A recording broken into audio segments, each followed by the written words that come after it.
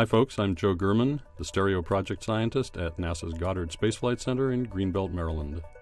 STEREO, or the Solar Terrestrial Relations Observatory, is a NASA mission consisting of 2 spacecraft orbiting the Sun in orbits just inside and outside the Earth's, with the objective of learning more about solar activity and how it propagates through the heliosphere.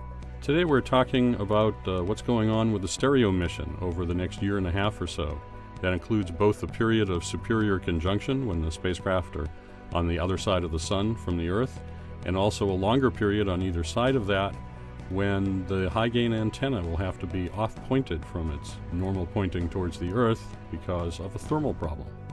During those weeks of superior conjunction for each spacecraft, the noise level of getting their signals back will be too high simply because the antenna here on Earth will be looking at the Sun as well as at the spacecraft.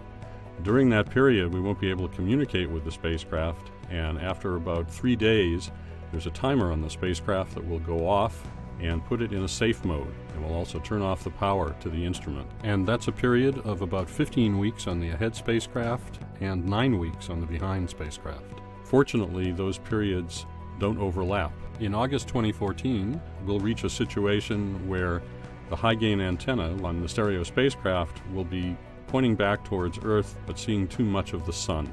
That means that the feed at the focus of that antenna will be getting too hot, and we'll have to start off-pointing the antenna and using the weaker so-called side lobes to communicate with the Earth.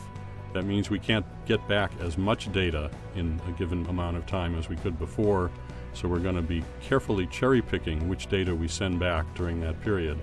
And that's a period of about 16 months on the ahead spacecraft and 14 months on the behind spacecraft. And it'll take us to approximately the beginning of 2016 when we can resume normal operations on the main lobe of the antenna.